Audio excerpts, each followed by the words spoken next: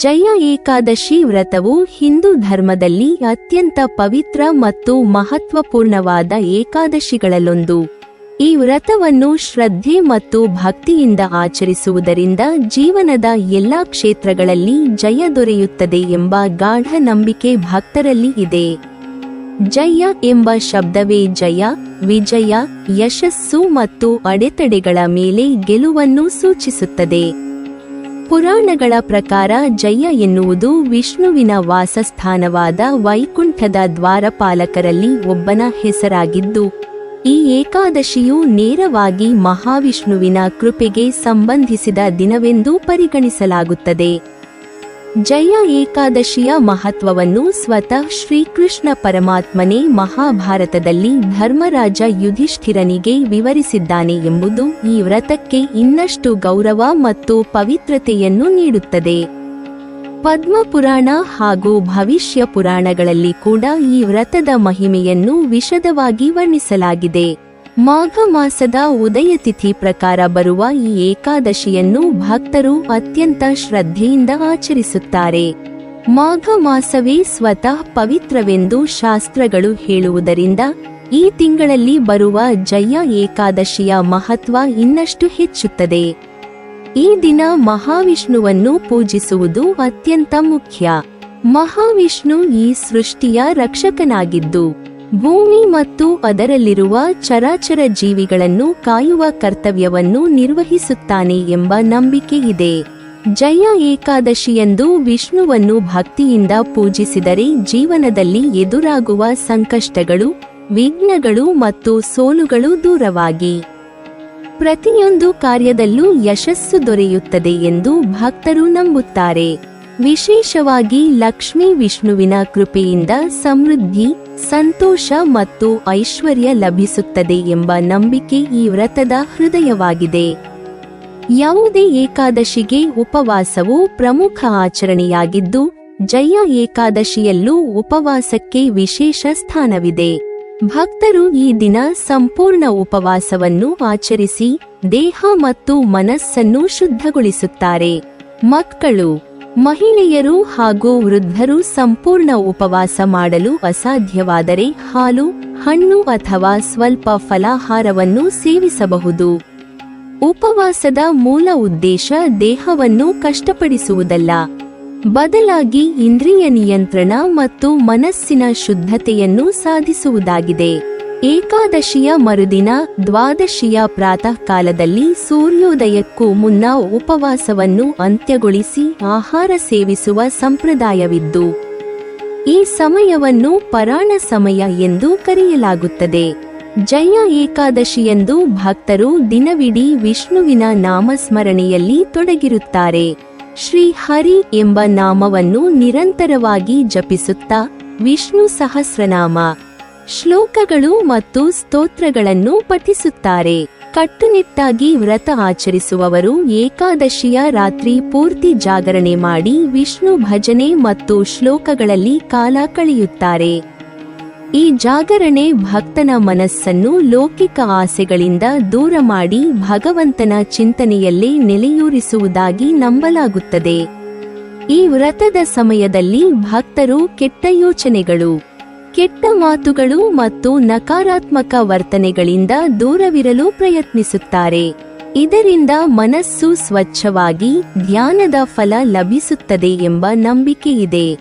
ಒಂದೇ ದಿನದ ಉಪವಾಸದಿಂದ ದೇಹದ ಜೀರ್ಣಾಂಗಗಳಿಗೆ ವಿಶ್ರಾಂತಿ ದೊರೆಯುತ್ತದೆ ಮತ್ತು ಅವು ಆರೋಗ್ಯಕರವಾಗಿ ಕಾರ್ಯನಿರ್ವಹಿಸಲು ಸಹಾಯವಾಗುತ್ತದೆ ಎಂಬ ಭಾವನೆಯೂ ಇದೆ. ಹೀಗಾಗಿ ಜಯ ಏಕಾದಶಿ ದೈಹಿಕ ಆರೋಗ್ಯಕ್ಕೂ ಮಾನಸಿಕ ಶಾಂತಿಗೂ ಸಹಾಯಕವೆಂದು ಪರಿಗಣಿಸಲಾಗುತ್ತದೆ. ಜಯ ಏಕಾದಶಿಯ ಮತ್ತೊಂದು ವಿಶೇಷ ಅಂಶವೆಂದರೆ ಇದು ಮಾಘ ಮಾಸದಲ್ಲಿ ಬರುವುದು. ಮಾಘ ಮಾಸವು ಶಿವನಿಗೆ ಅತ್ಯಂತ ಪ್ರಿಯವಾದ ಮಾಸವೆಂದು ಹೇಳಲಾಗುತ್ತದೆ. ಈ ಪವಿತ್ರ ಮಾಸದಲ್ಲಿ ಶಿವ ಮತ್ತು ವಿಷ್ಣು ಇಬ್ಬರನ್ನೂ ಭಕ್ತರು ಪೂಜಿಸುವ ಸಂಪ್ರದಾಯವಿದೆ. ಪವಿತ್ರ ನದಿಗಳಲ್ಲಿ ಸ್ನಾನ, ದಾನ ಮತ್ತು ಜಪ ಧ್ಯಾನಗಳಿಗೆ ಈ ಮಾಸದಲ್ಲಿ ವಿಶೇಷ ಮಹತ್ವವಿದೆ. ಇಂಥ ಪವಿತ್ರ ಮಾಸದಲ್ಲಿ ಬರುವ ಏಕಾದಶಿ ವಿಷ್ಣುವಿಗೆ ಮೀಸಲಾಗಿರುವುದರಿಂದ ಶಿವಭಕ್ತರು ಹಾಗೂ ವಿಷ್ಣು ಭಕ್ತರು ಎಲ್ಲರಿಗೂ ಜಯ ಏಕಾದಶಿ ವಿಶೇಷ ಸ್ಥಾನವನ್ನು ಹೊಂದಿದೆ.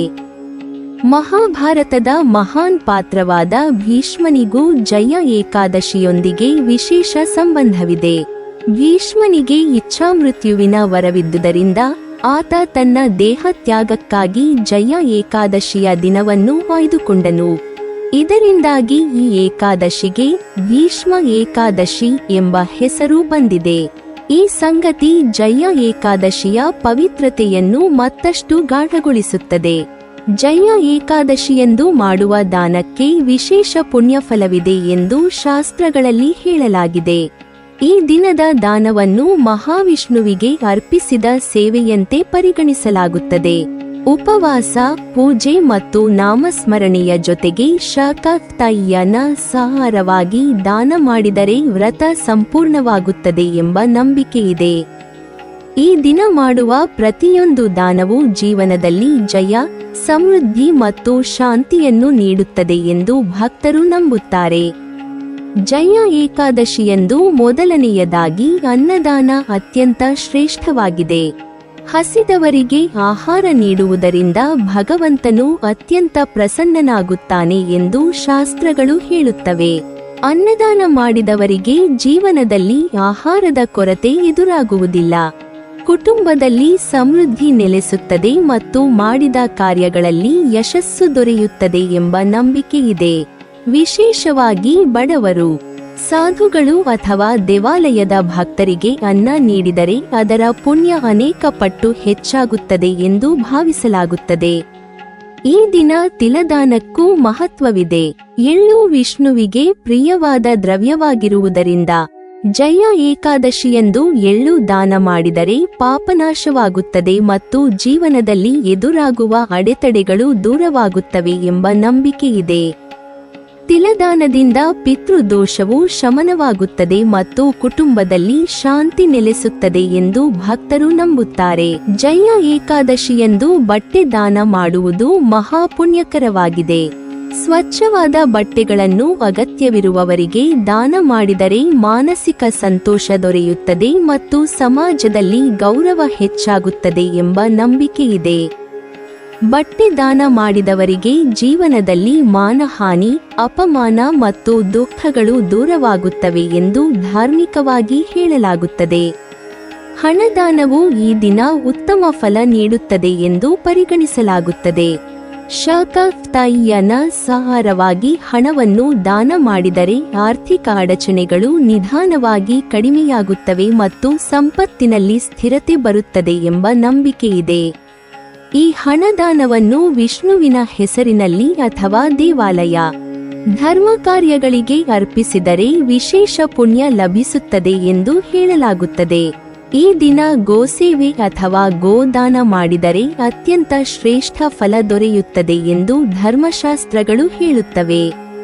ಹಸುವಿಗೆ ಮೇವು, ಧಾನ್ಯ ಅಥವಾ ನೀರು ನೀಡುವುದರಿಂದ ಮಹಾಪಾಪಗಳು ನಾಶವಾಗುತ್ತವೆ ಮತ್ತು ಕುಟುಂಬದಲ್ಲಿ ಆರೋಗ್ಯ, ಸಂತಾನ ಹಾಗೂ ಶಾಂತಿ ವೃದ್ಧಿಯಾಗುತ್ತದೆ ಎಂಬ ನಂಬಿಕೆಯಿದೆ. ಗೋಮಾತೆಯ ಸೇವೆಯನ್ನು ವಿಷ್ಣು ಸೇವೆಯ ಸಮಾನವೆಂದು ಪರಿಗಣಿಸಲಾಗುತ್ತದೆ. ಜಯ ಏಕಾದಶಿಯಂದು ದೀಪದಾನಕ್ಕೂ ವಿಶೇಷ ಸ್ಥಾನವಿದೆ. ತುಪ್ಪ ಅಥವಾ ಎಳ್ಳೆಣ್ಣೆಯಿಂದ ದೀಪ ಹಚ್ಚಿ ದೇವಾಲಯದಲ್ಲಿ ಅಥವಾ ಮನೆಯಲ್ಲಿ ಅರ್ಪಿಸಿದರೆ ಅಜ್ಞಾನ ಅಂಧಕಾರ ದೂರವಾಗುತ್ತದೆ ಮತ್ತು ಜೀವನದಲ್ಲಿ ಜ್ಞಾನ, ವಿವೇಕ ಮತ್ತು ಶುಭಫಲ ದೊರೆಯುತ್ತದೆ ಎಂದು ಭಕ್ತರು ನಂಬುತ್ತಾರೆ. ದೀಪದ ಬೆಳಕು ಭಕ್ತನ ಜೀವನದಲ್ಲಿ ಸದಾ ಪ್ರಕಾಶವಾಗಿರುತ್ತದೆ ಎಂಬ ಭಾವನೆ ಇದೆ. ಜಯ ಏಕಾದಶಿಯ ವ್ರತವನ್ನು ಆಚರಿಸುವುದರಿಂದ ಭಕ್ತರು ತಮ್ಮ ಪೂರ್ವಜನ್ಮದಲ್ಲಿ ಮಾಡಿರಬಹುದಾದ ಪಾಪಕರ್ಮಗಳ ಬಂಧನದಿಂದ ಮುಕ್ತರಾಗುತ್ತಾರೆ ಎಂಬ ನಂಬಿಕೆಯಿದೆ. ಏಕಾದಶಿಯ ಉಪವಾಸವು ಭಕ್ತರನ್ನು ಅವರ ತಪ್ಪುಗಳ ಶಿಕ್ಷೆಯಿಂದ ರಕ್ಷಿಸುತ್ತದೆ ಎಂದು ಶಾಸ್ತ್ರಗಳು ಹೇಳುತ್ತವೆ. ಇಷ್ಟೇ ಅಲ್ಲದೆ ಹುಟ್ಟು ಸಾವಿನ ಚಕ್ರದಿಂದ ಮುಕ್ತಿ ಬಯಸುವವರು ಈ ದಿನ ವಿಷ್ಣುವಿನಲ್ಲಿ ಮೋಕ್ಷವನ್ನು ಬೇಡಿ ತಮ್ಮನ್ನು ವೈಕುಂಠಕ್ಕೆ ಕರೆಸಿಕೊಳ್ಳುವಂತೆ ಮನಸಾರೆ ಪ್ರಾರ್ಥಿಸುತ್ತಾರೆ. ಜಯ ಏಕಾದಶಿ ವ್ರತವು ಕೇವಲ ಧಾರ್ಮಿಕ ಆಚರಣೆ ಮಾತ್ರವಲ್ಲ, ಅದು ಆತ್ಮಶುದ್ಧಿ, ಮಾನಸಿಕ ಶಾಂತಿ ಮತ್ತು ದೈಹಿಕ ಆರೋಗ್ಯವನ್ನು ಒಟ್ಟಾಗಿ ನೀಡುವ ಪವಿತ್ರ ಸಾಧನೆಯಾಗಿದೆ. ಶ್ರದ್ಧೆಯಿಂದ ಈ ವ್ರತವನ್ನು ಆಚರಿಸಿದರೆ ಭಕ್ತನ ಜೀವನದಲ್ಲಿ ಜಯ, ಸಮೃದ್ಧಿ, ಸಂತೋಷ ಮತ್ತು ಅಂತಿಮವಾಗಿ ಮೋಕ್ಷವೂ ಲಭಿಸುತ್ತದೆ ಎಂಬ ನಂಬಿಕೆ ಅನಾದಿ ಕಾಲದಿಂದಲೂ ಭಕ್ತರ ಹೃದಯದಲ್ಲಿ ಜೀವಂತವಾಗಿದೆ. ನೀವಿನ್ನೂ ನಮ್ಮ ಚಾನೆಲ್ ಅನ್ನು ಸಬ್ಸ್ಕ್ರೈಬ್ ಮಾಡಿಲ್ವಾ? ಹಾಗಾದರೆ ಈ ಕೂಡಲೇ ನಮ್ಮ ಇಂದ್ರಜಾಲ ಚಾನೆಲ್ ಅನ್ನು ಸಬ್ಸ್ಕ್ರೈಬ್ ಮಾಡಿ ಮತ್ತು ಪಕ್ಕದಲ್ಲಿರುವ ಬೆಲ್ ಐಕಾನ್ ಅನ್ನು ಕ್ಲಿಕ್ ಮಾಡಿದರೆ ನಮ್ಮ ಹೊಸ ವಿಡಿಯೋಗಳನ್ನು ನೀವು ನೋಡಬಹುದು.